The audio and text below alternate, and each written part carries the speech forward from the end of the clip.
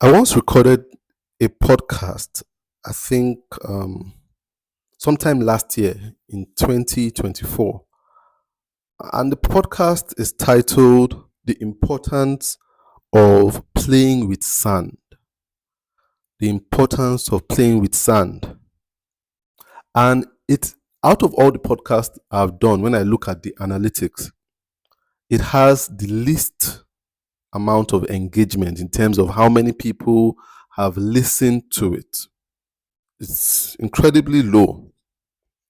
And whenever I look at it, I'm like, wow, a lot of people are missing out on this podcast. It's a podcast, one of those podcasts that I spontaneously recorded. I had gone out, and while I was coming back in, I saw some children playing with sand by the side of the road. And I had this inspiration and some insight into the importance of playing with sand as a child.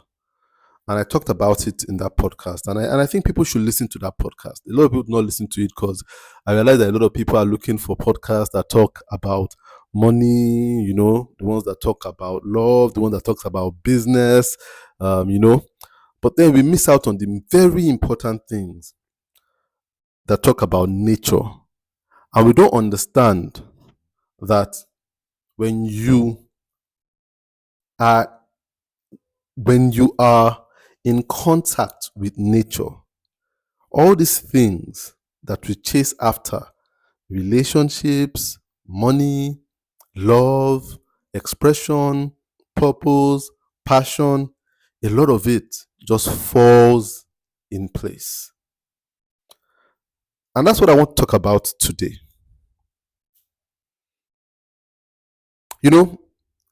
Some time ago, I was working on a logo for a client. And you see, I'd worked on this logo and I was so happy with it. I absolutely loved it. I knew it worked. I knew it was good. And so it was time to present it to the client. And I presented the logo to the client, and the client looked at it and said they were not impressed with it. They didn't like it. And you see, for me, that has been one of my biggest frustration with design or graphic design as an occupation. I do believe that the greatest form or the greatest way to use graphic design is to express, not as an occupation, not to transact business, is to express. Because when you use graphic design to transact business and you try to sell it, you would always be stumped by people's opinions. So people will bring in their personal opinions. I don't like this color. I don't like this font. And I really believe that graphic design, like a lot of art, is very spiritual. And it's very unfortunate that we've made it very we've brought it down to something that is very transactional. You understand? So we made it a very logical thing rather than a spiritual thing. We made it a very personal thing rather than a spiritual thing. But it's a very spiritual art. And when I sent this to this client, and this client gave this, I don't like this color, I don't like this font, I told the client, I don't understand. I feel it works. And the client pushed back and said, no, we don't like it. Work on something else.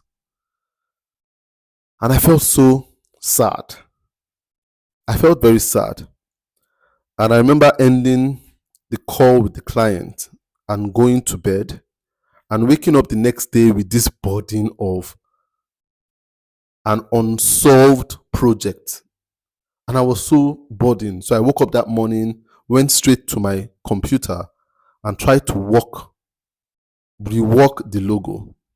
And I tried to rework it. It wasn't working. I kept on looking at what I'd done before and I said, this is good. Why am I trying to rework this thing? and nothing was coming to my mind. So I stood up and I went out. I went out of the house and walked out of the house, just to get some air. And as I walked out of the house, with this confused, dejected, disappointed mind, I was out for about 5 minutes. And before I knew it, I had some clarity. And I picked up my phone. I had my phone with me. And I sent the client a message, a voice note, saying, I truly believe in this logo that I've designed. I think it works. I don't just think it works. I know it works. And I think I've been in this profession for a very long time, that I've become an expert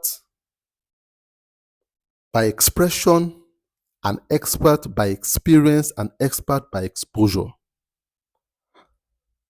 And I know this thing works. And for that reason, I'm willing to stick with this. I want you to go back and think about it. Have a look at this logo and think about it. I am recommending it to you as the expert. Think about it and get back to me, because I'm willing to stick with this logo. I'm not willing to change it. And I felt a rush of confidence and self-assurance. And I went out for a while, and I felt so confident. I didn't feel insecure about what I'd sent to the client. I felt very secure in the message I'd sent. I felt on top of the world. I felt good. But when I got back home, 5 minutes into getting back home, I saw myself going back to the system, and I started to rework the logo. And I worked on it for hours, and I came up with something that I wasn't too satisfied with, but then I sent it to the client later that day in the evening. I had not gotten a reply to my first message, and I sent this to the client later that day in the evening. I said, what do you think about this? And the client sent me a message that I won't forget. The client said, I didn't expect you to change your design. After listening to my first message, the client said, I wasn't expecting a change design anymore. With this level of confidence you have in this, why did you go back on that confidence? And that made me think, what happened? What changed? Why was I so confident when I went out? And when I came back in, all that confidence had gone away. 5 minutes into going out, I felt a rush of clarity, a rush of boldness, a rush of confidence, and I was able to say, I believe in this thing. But coming back home, 5 minutes later, here I was again going back to do exactly what the client was asking me to do. This is why that podcast I did on the importance of playing with sand is very important for us to go back and listen to. Because the answer is in that podcast. You see, man is a social being. Man, and when I say man, I mean human. I don't mean the gender man. I mean the being, human being, is a social being. The problem is we do not truly understand what socialization means. So when people say they are social, what they think it means is that they interact with other human beings easily. This is a level of socialization, but it's a very bottom level of socialization. Very bottom, very small. That's only 1% of socialization. When what you do is interact with your own kind, you are merely being social. Merely, you understand? Barely. Not the word, not even merely. You are barely being social. You are just beginning to scratch what socialization means. What socialization truly means, when they say man is a social being, it means man was actually made to interact with nature. Everything that naturally occurs around him, man is meant to interact with freely and intimately. Socialization is not about conversing with other human beings. It's about interacting with everything that's around you naturally. Socialization is an interspecies dynamics, not interorganism dynamics. That's what true socialization is. I remember a day, a very long time ago, I was doing my IT with a company, and the company was renting a house and using it as an office. So there was another house, residential house, next to the office. And I remember one day I looked outside the window and I saw a dog, a brown dog, taking a nap under the shade.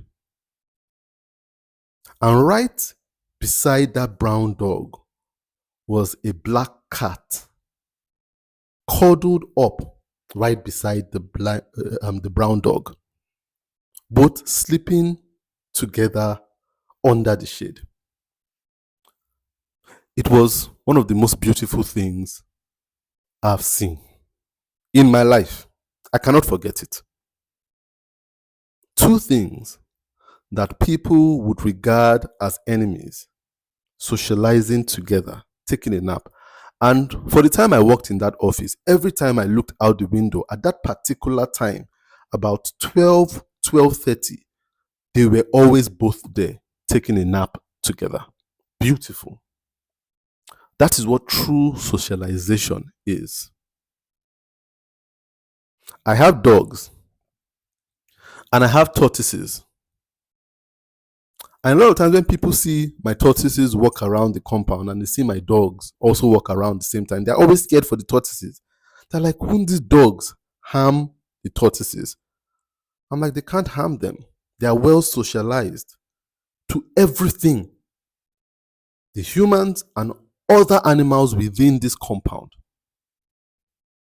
They've learned to interact with everything. A lot of people, when they try to socialize their dogs, what they do is get them comfortable with other dogs. That's not enough socialization. Because when you take a dog that is only comfortable with other dogs, when it sees a squirrel, it will kill the squirrel. When it sees a cat, it will kill the cat. When it sees a goat, it will kill the goat. It's not truly socialized. And that's what school teaches us too. You see, there's something me and my wife, what we've observed. You see, we have this thing in our house. Our kids don't start school till their traditional school, till they are 3 years old. After their third birthday, we get them enrolled in traditional school. For the first 3 years, they stay with us in the house. And it's something we've noticed. That those first 3 years, when the kids stay with us, they grow drastically in their communication skills, in their expressions of life. They grow incredibly in their vocabulary, in their confidence. Those first 3 years. I remember going somewhere with my son when he was about 3 years old, and there was a man, we went for an occasion, and there was a man that saw him and he was talking with this man. This man was much older than me, old enough to be my father. But after talking with the man said, "This boy, how old are you? What school do you go to?" And I said, "Well, like, he has not started school." I'm like, "Wow, he's so confident." And the guy put his hand in his pocket and gave him some money. I said, "I like you. You're a confident child." And the same thing happened with my daughter too. First 3 years, you take her anywhere, she will make a big impression on people. Very confident, highly. But then, when they got to 3 years old, and we now enrolled them in school, one thing we observed, and this is an honest observation by me and my wife. I don't know if any other person here puts their children in school after 3. But when we put them in school, we realize the first thing they lose is their confidence. The first thing they lose is their confidence. And they lose it in 2 ways. Number 1 is that they find it very hard to talk to people that are older than them. We realize that our kids became timid or shy or scared to talk to adults. Because when they went to school, they started talking to teachers. And adults all of a sudden became authority that can tell you what you ought to do. Sit down, stand up, write your book, don't do this, punish you when you do. And so the kids became kind of timid talking to adults. They would not share their opinion freely unless they were asked for it.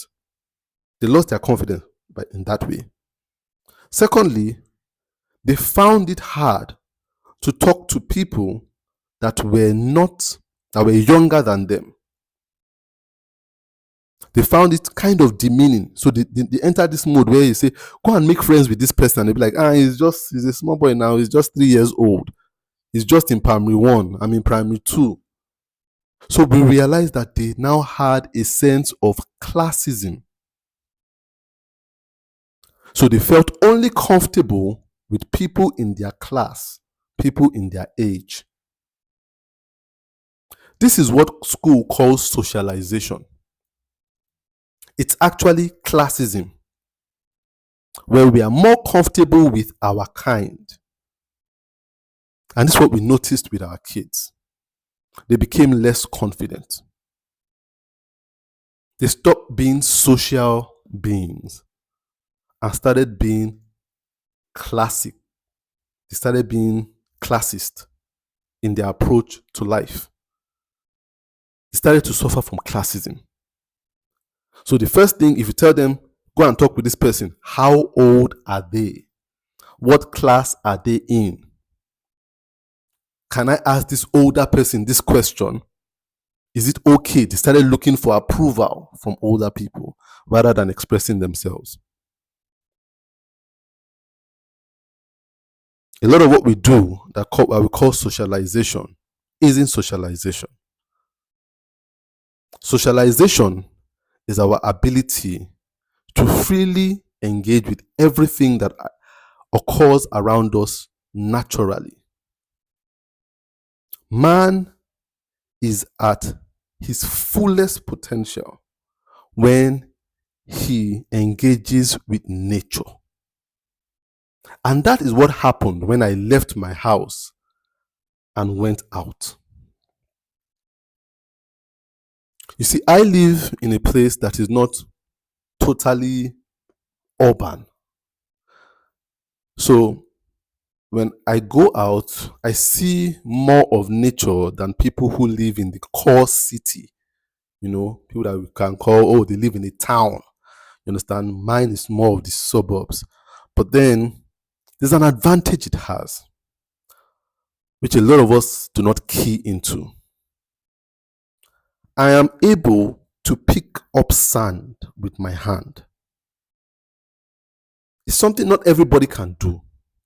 And a lot of us think life is better when we are not able to do that thing. So if you ask me right now to go out and get sand, I can get you a bucket of sand. But in today's world, we think it's a privilege to live in a place where you can't easily get sand. If I should go out and I walk in a way where I don't lift my feet well, my feet will get dusty. But a lot of us think that's the lack of privilege. That we must be able to walk in a place where the roads are paved and the roads are tarred and things like that. But then we push away nature and we embrace the artificial.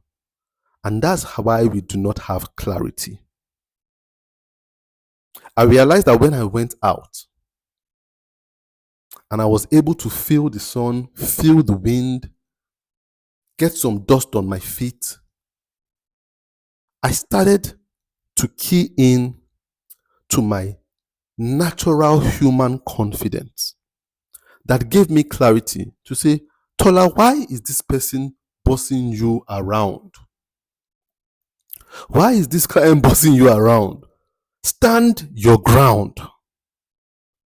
I did not understand then where it came from, but it came from nature.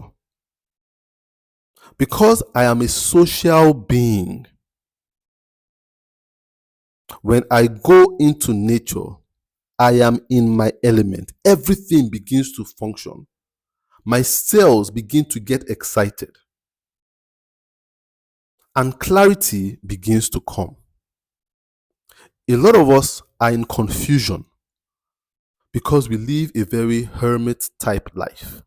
This is not about being an introvert or extrovert. No.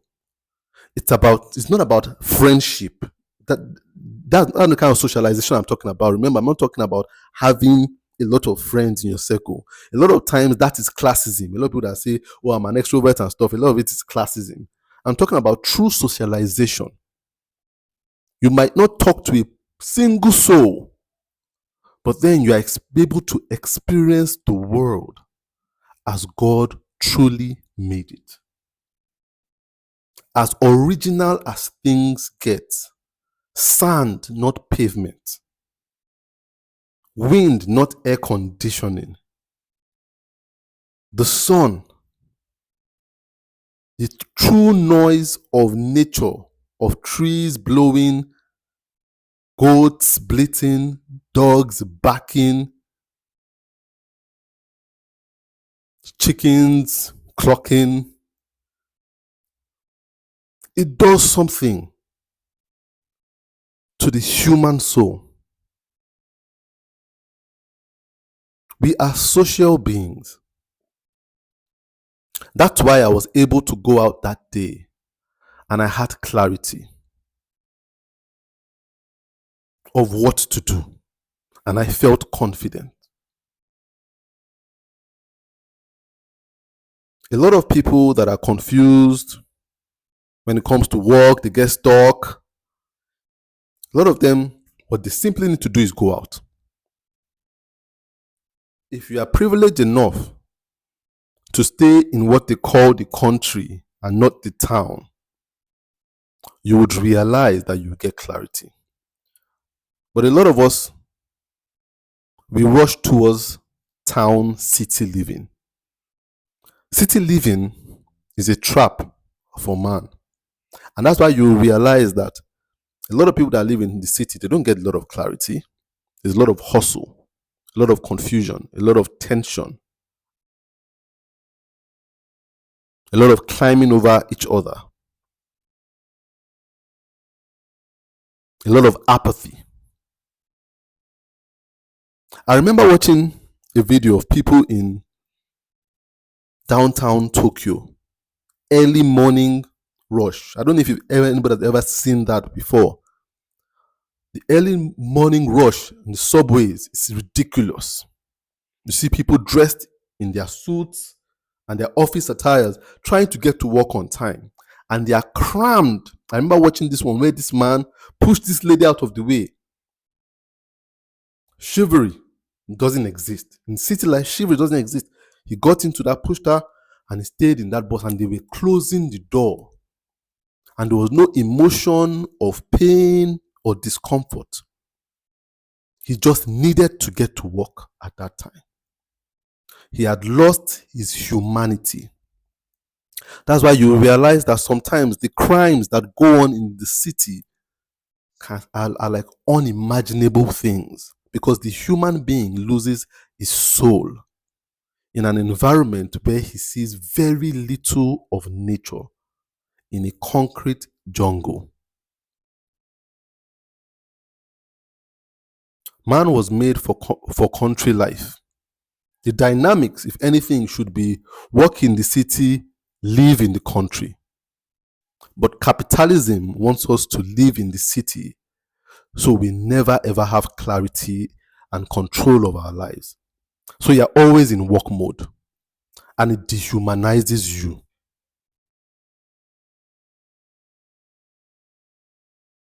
So that you are never able to tell your boss, no, I don't think this is right for me to do. Just like it was hard for me to tell the client while I was within the concrete walls of my house, no, I don't think I should do this thing. I don't think so. I believe in what I'm doing. All I needed was some fresh air into my nose to nourish my cells. I needed the sun on my skin, the sand on my feet, and I was activated again. That's one of the problems of working from the house that people might have. You see, when I got back home, the first thing I saw as I approached my front door was my NEPA unit, or my electricity unit. And I looked to it and I saw I was running down on my unit, my electricity unit, and I realized I needed to top up. Immediately, that reminded me of my responsibilities. And immediately, that took a chunk of my confidence, because I thought, this client that you send this voice note to, what if they decide to take this job away from you? How will you pay those bills? Confidence dropped from 100%, 80%. Got into the house. My wife told me, look, our internet subscription is up, so they've disconnected us. We need to renew our subscription. Immediately, I thought about it. Are you sure you won't go back and delete that message? Because if you lose this client and you don't jump at their will and do everything you want them to do, this confidence you're having, what will pay for your internet subscription? You stay at home, you realize that these things have run out. Oh, I need to buy this. I need to buy milk. I need to buy bread. I need to buy this. Before you know it, you're surrounded by your responsibilities. And the confidence that was at 100 is now blinking at 5%. And that's how we make compromises. That's how we stay in jobs we shouldn't. That's how we stay in work conditions that we should actually challenge. That's the drudgery of being away from nature. The artificial world desires an upkeep. The artificial world desires an upkeep. Everything you have with you that is artificial desires renewal, maintenance, everything. Your clothes, your shoes, when you look at it, oh, my shoes are getting bad, I need to buy new shoes. Oh, my phone is not working as it used to. This is where compromises come from. The natural world is always renewed, and it reminds you of how blessed you truly are. When you are in nature, you get inspiration on how to give. When you're outside nature, in the concrete jungle, what you are inspired to do is how to take so that you can maintain. When I was walking in nature, you see, you realize the air. Subconsciously, you realize the air on your skin is free. The dust on your feet is free. The warmth of the sun is free. The sound of nature is free. The coolness of water is free. And that inspires you to also give freely. But when you spend all your time inside, all you see is what needs to be maintained. All you see is what needs to be maintained. And like, why should I give freely? Who will pay for this? How will I maintain this? How will I renew this? And then you feel an entitlement to getting.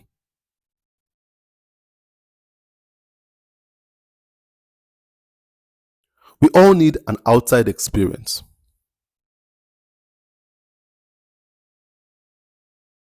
You see, there's a reason why God created us all naked.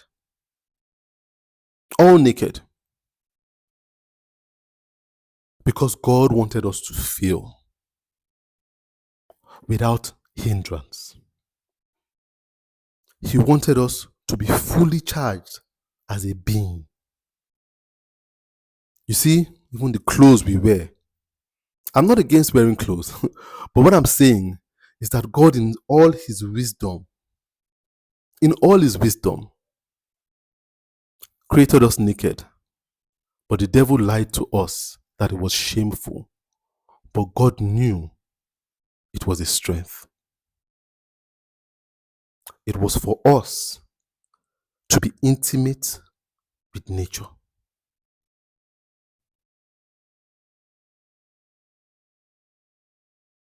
That's why you realize that when you go to a lot of places, most spiritual places, they tell you take off your shoes, walk on the ground, let your feet touch the ground. It does something to you. It heals.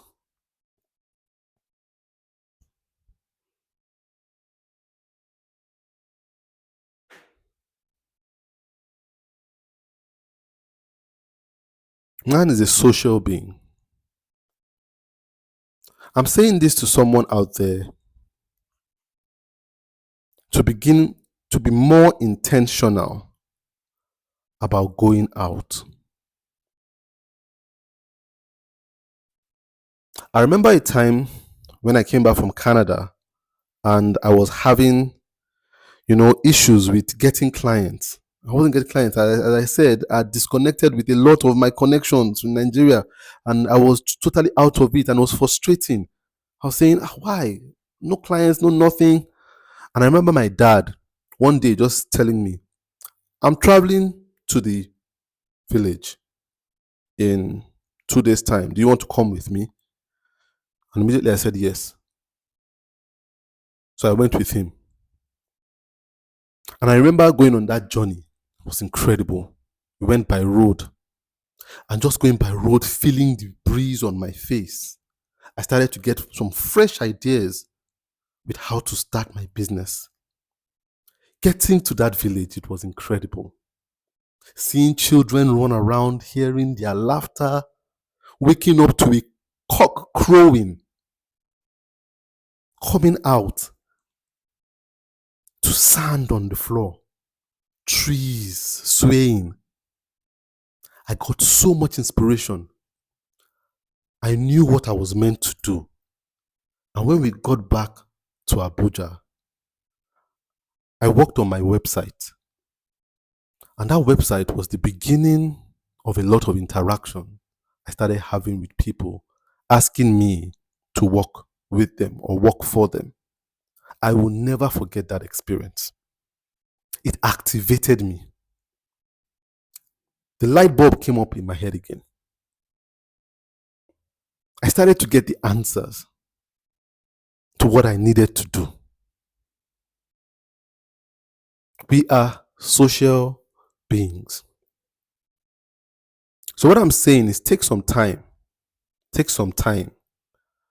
Once a week, twice a week, as often as you can, if you can Go out. Just take, if you live in a place where there's a beach, go to the beach. Once a week, if you can. Once a month, if you can.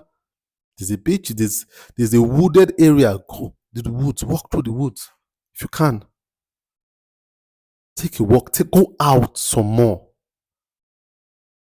Your confusion is because you are not socializing. I'm not talking about socializing with men. I'm talking about socializing with nature. Your confidence is because you are not socializing. You see, one thing we don't understand, when you look at the rich people of this world, a lot of them have city homes, but a lot of them have country homes too. Country homes. They live in highly wooded areas. When you look at it, like, why are they building their houses in these places where you see a house and for several kilometers you won't see any house, just them surrounded by trees and stuff? They know what they are doing. Because that's where the clarity comes from.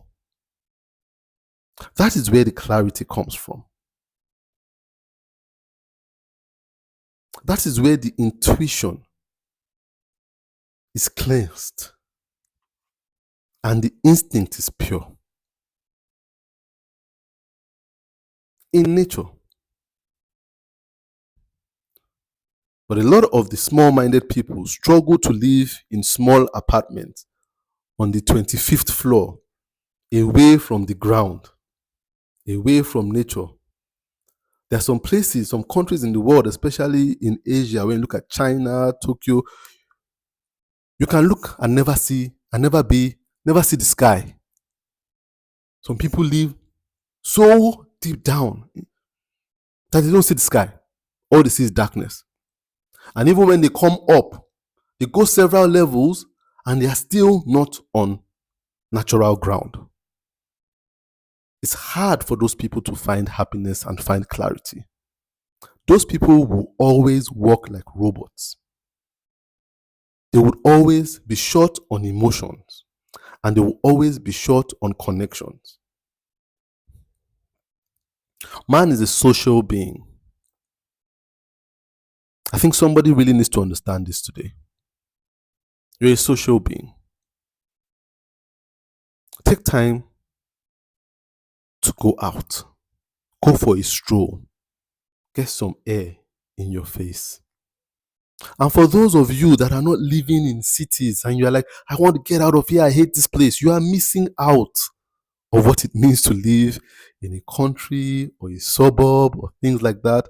You are missing out on it. There is a blessing in it. Sometimes you need to go out to a place where your feet can get dusty.